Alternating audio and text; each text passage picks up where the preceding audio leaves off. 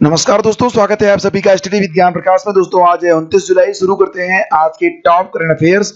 सबसे पहले बताएंगे आपको 28 जुलाई के एक इंपॉर्टेंट डेज के बारे में जिसको सेलिब्रेट किया जाता है वर्ल्ड नेचर कंजर्वेशन डे के रूप में, यानी कि विश्व प्रकृति संरक्षण दिवस।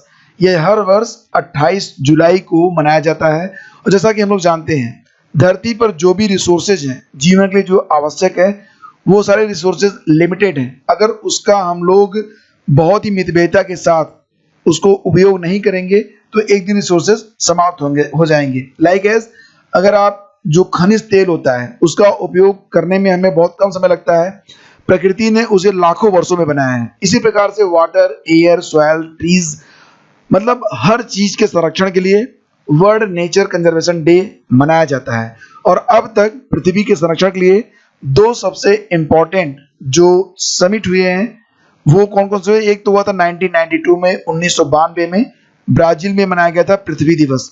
इसमें दुनिया के 174 देशों ने पार्टिसिपेट किया था, 174 कंट्रीज। और उसके बाद जो दूसरा पृथ्वी दिवस था वो मनाया गया था 2002 में, और इसका आयोजन किया गया था जोहान्सबर्ग में।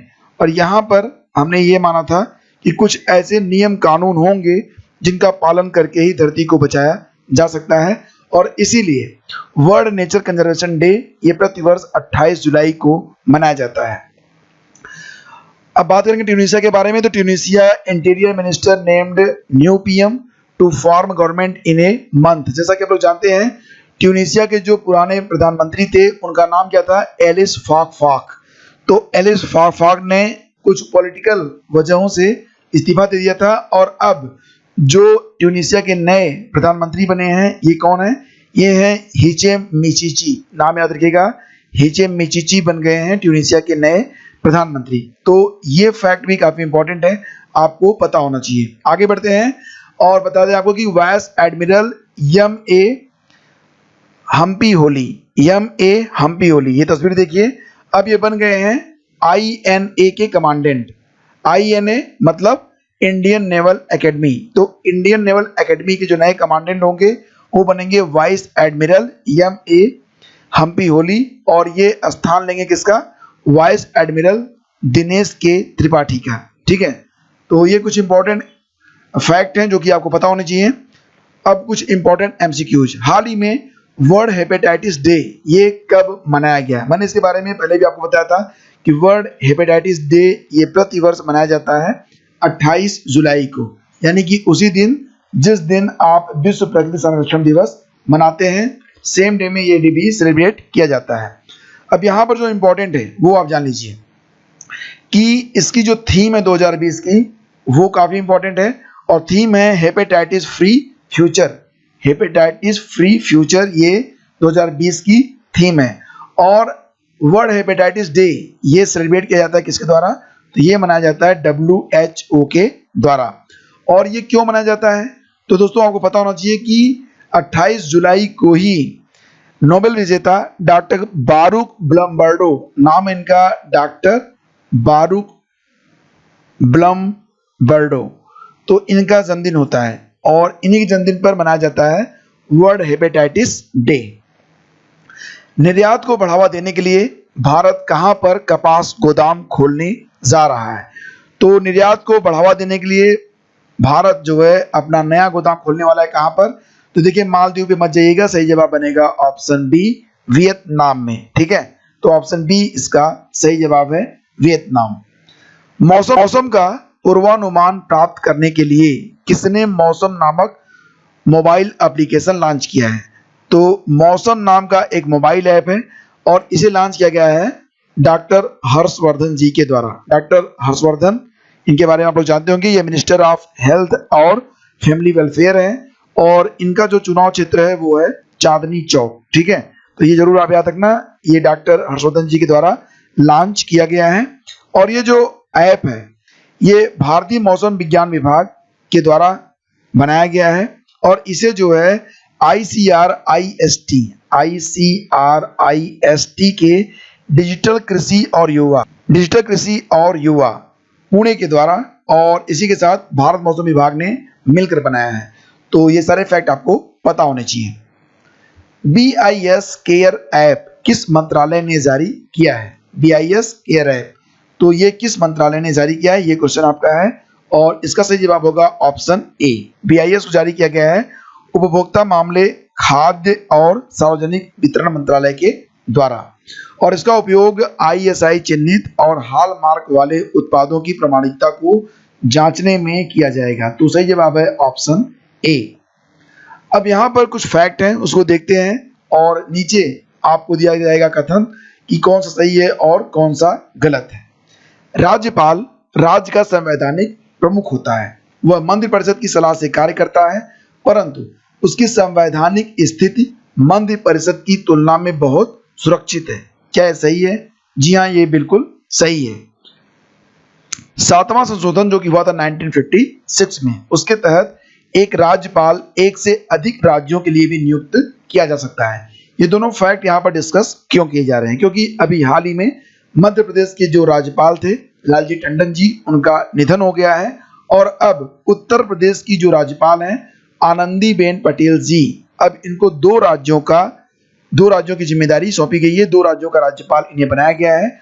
उत्तर प्रदेश और मध्य प्रदेश दोनों की राज्यपाल हैं अब आनंदीबेन पटेल। तो ये सारे फैक्ट यहाँ पर सही हैं और सही जवाब बनेगा इसका option D. Dare to dream 2.0 एक इनिशिएटिव है, इसे किसके द्वारा शुरू किया गया है? सही जवाब बनेगा इसका ऑप्शन सी। DRDO के द्वारा इसे शुरू किया गया है। DRDO जिसकी स्थापना हुई थी 1958 में। वर्तमान में इसके जो निर्देशक हैं वो कौन है? जी सतीश रेड्डी। और DRDO का जो मोटो है, जो ध्येय वाक्य है, वो क्या है? बलस्य मूलम विज्ञानम, वलस्य मूलम विज्ञानम। अब स्टेटमेंट है, देखते हैं कौन सा सही और कौन सा गलत है। पहला स्टेटमेंट, क्रिकेट दक्षिण अफ्रीका मतलब CSA मतलब क्रिकेट दक्षिण अफ्रीका ने अपने यहाँ खेल में नस्लीय भेदभाव के मामले से निपटने के लिए सामाजिक न्याय और राष्ट्र निर्माण के लिए क्रिकेट एसजन नाम का प्रोजेक्ट लॉन्च किया है। सही जवाब है। CSA बोर्ड के चेयरमैन का नाम क्या है? क्रिस नेंजानी। तो क्रिस नेंजानी ने कहा है कि यस जेन अपनी तरह का पहला प्रोजेक्ट है जो क्रिकेट में नस्लीय भेदभाव को दूर करेगा। यह काफी अहम प्रोजेक्ट है और इसीलिए सभी हितधारकों को यह सुनिश्चित करना चाहिए कि यह क्रिकेट के भविष्य के लिए सफल हो। तो सही जवाब बनेगा ऑप्शन बी, क्योंकि दोनों विकल्प यहाँ पर सही है। याद रखिएगा कि क्रिकेट दक्षिण अफ्रीका ने क्रिकेट एसजेन नाम का प्रोजेक्ट नस्लीय भेदभाव को दूर करने के लिए लॉन्च किया है। उन्नत भारत अभियान के लिए किस संस्थान ने ट्राइफेड के साथ एक समझौता ज्ञापन पर हस्ताक्षर किया है? तो ये क्वेश्चन बहुत इंपॉर्टेंट है फ्रेंड्स और इसका जो सही जवाब है वो आपको बिल्कुल पता होना चाहिए। तो जनजातीय मामलों के मंत्रालय के अंतर्गत आता है ट्राइफेड। इसका जो फुल फॉर्म क्या होता है ट्राइफेड का? TRIFED। तो आपको बता दें TRIFED means the tribal cooperative marketing development federation of India. स्थापना इसकी हुई थी 1987 में। ठीक है, तो जनजातीय मामलों के मंत्रालय के अंतर्गत आता है ट्राइफेड। मानव संसाधन विकास मंत्रालय भारत सरकार द्वारा एक प्रमुख राष्ट्रीय कार्यक्रम जिसको नाम दिया गया है उन्नत भारत अभियान, उन्नत भारत अभियान के लिए IIT दिल्ली, यानी सही जवाब है ऑप्शन डी। तो IIT दिल्ली के साथ साझेदारी की गई है और ट्राइफेड के तहत वन धन कार्यक्रम के तहत जनजातीय जो उद्यमी हैं उनको अब उन्नत भारत अभियान के तहत 2600 से अधिक शैक्षणिक और अनुसंधान संस्थानों के पूरे नेटवर्क की विशेषज्ञता मिलेगी और यह समझौता ज्ञापन विज्ञान भारती, IIT दिल्ली और ट्राइफेड के बीच एक त्रिपक्षीय समझौते के रूप में किया गया है। तो दोस्तों बस आज के वीडियो में इतने क्वेश्चन थे। अब एक क्वेश्चन मैं आपसे करता हूँ स्टैटिक जीके का और ये बहुत इंपॉर्टेंट है खासतौर से आने वाली सभी परीक्षाओं के लिए। बताइए कि 38वीं समांतर रेखा किन 2 देशों को अलग करती है? तो 4 विकल्प आपके सामने हैं। बताइए कि 38वीं समांतर रेखा किन 2 देशों को अलग करती है? ये कमेंट करके आप हमें बताइए। चैनल को अगर आपने अभी तक सब्सक्राइब नहीं किया तो कर लीजिएगा, बेल आइकन को प्रेस कर दीजिएगा और लेक्चर की PDF उनको मिल जाएगी जो लोग हमारे टेलीग्राम चैनल को ज्वाइन कर चुके हैं, क्योंकि सारी PDF वहीं पर शेयर की जाती है। तो अगर आपको भी टेलीग्राम पर चाहिए ये PDF तो आप टेलीग्राम को ज्वाइन करें और नाम है स्टडी विद ज्ञान प्रकाश। डायरेक्ट लिंक मिल जाएगा वीडियो के डिस्क्रिप्शन में। Thank you so much for watching. Video पसंद आया तो इसे लाइक और शेयर कर दीजिएगा। बहुत बहुत धन्यवाद।